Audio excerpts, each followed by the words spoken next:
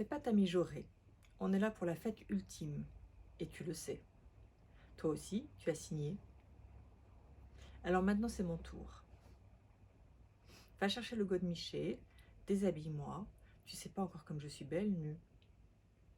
Soudain docile, n'était-ce pas justement sa faiblesse, l'obéissance envers et contre toute rébellion? Emma se leva péniblement, ouvrit le sac à dos de Lou, en sortit un harnais augmenté d'un long et épais godemiché d'ivoire, qu'elle ceignit à sa taille et revint vers Lou. Alors Emma se révéla. À elle-même et aux autres, elle arracha les nippes autrefois luxueuses mais si défraîchies maintenant de la belle Lou.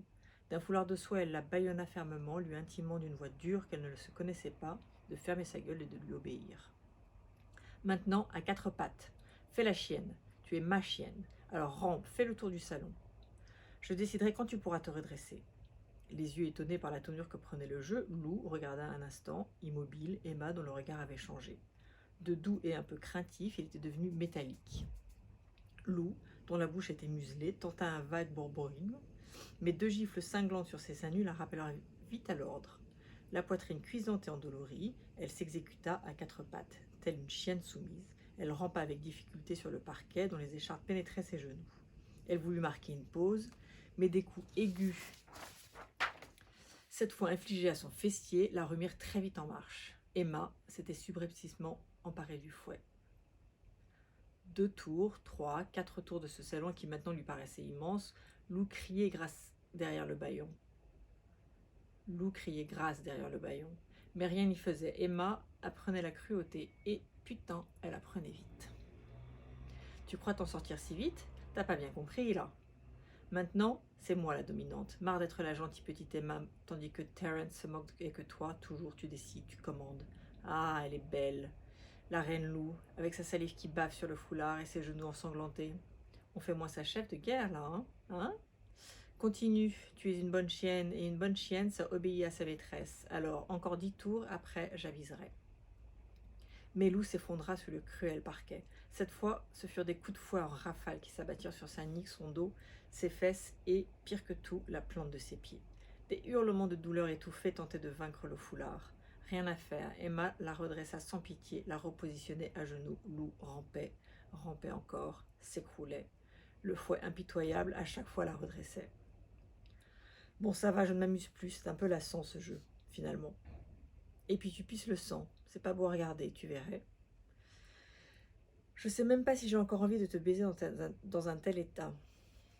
Bon, ça va, je ne m'amuse plus. C'est un peu lassant ce jeu, finalement. Et puis tu pisses le sang. C'est pas beau à regarder, tu verrais. Je sais même pas si j'ai encore envie de te baiser dans un tel état. Mais si, finalement, car tu le vaux bien, non? Emma éclata de rire avec ce jeu de mots venu d'une pub des temps heureux. Elle réajusta avec soin son harnais autour de la taille, prit fermement en main l'imposant godemiché et, imitant la brutale pénétration de Mounir, l'enfonça jusqu'à la garde dans le con de Lou. Un hurlement de douleur parvint à franchir le barrage du foulard fermement serré, mais Emma n'en eut cure. Elle poursuivit sa besogne, enfonçant le gode toujours plus loin, plus haut, dans le vagin de Lou, jusqu'à la faire éclater. Les yeux de Lou, exorbités, fixaient désespérément le visage impassible de son bureau, puis s'emplirent de larmes qui dévastèrent le fard à paupières, le rimel, le col. « C'est vrai que tu es belle, Lou, ma guerrière. Plus belle que moi, c'est sûr. Un peu fade, moi. Jolie, certes, on me l'a souvent dit, mais pas plus. Alors que toi, enfin, tu étais belle, parce que maintenant, hein, tu fais pitié. Tu verrais ta gueule et ton corps si parfait, mais regarde-le, il n'est plus que plaie et stries de fouet. Remarque, c'est une autre forme de beauté, si on y pense. Bon, assez parlé, il faut être libre, hein? Résister? Ta belle charte de la résistance sexuelle, tu l'as dans le cul, ma belle. »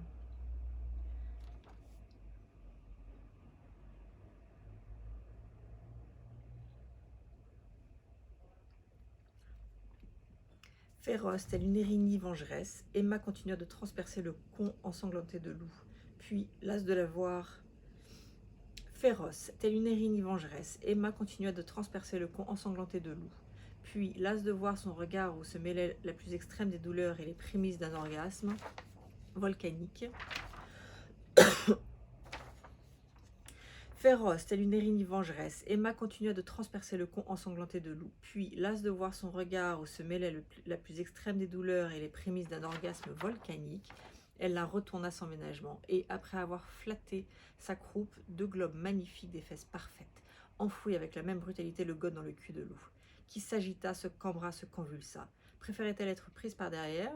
Cette perspective décupla l'excitation d'Emma qui, joue rouge maintenant, salivant de plaisir et se branlant d'une main, criait, ahanait, la voix de plus en plus rauque.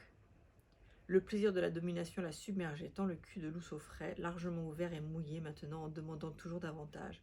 Le god, puissant, allait et venait jusqu'au fond.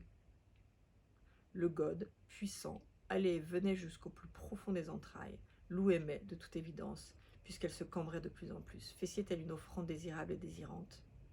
Maintenant, les deux femmes jouissaient ensemble au rythme effréné du god. Paradoxalement, c'est maintenant qu'elles se retrouvaient, enfin égales dans l'orgasme. Emma libérée de la bouche de loup, et ce furent des hurlements d'extase partagés qui fusèrent dans le grand salon. Au moment où Emma, épuisée de plaisir, s'affala sur le dos de loup, qui ne cessait de murmurer « Merci, merci », l'autre couple, Terence et Mounir, se désunit dans un râle profond, et le visage décomposé de Terence fut inondé par le sperme voluptueux de Mounir, ce qu'on appelait dans les vieux pornos une belle éjac faciale.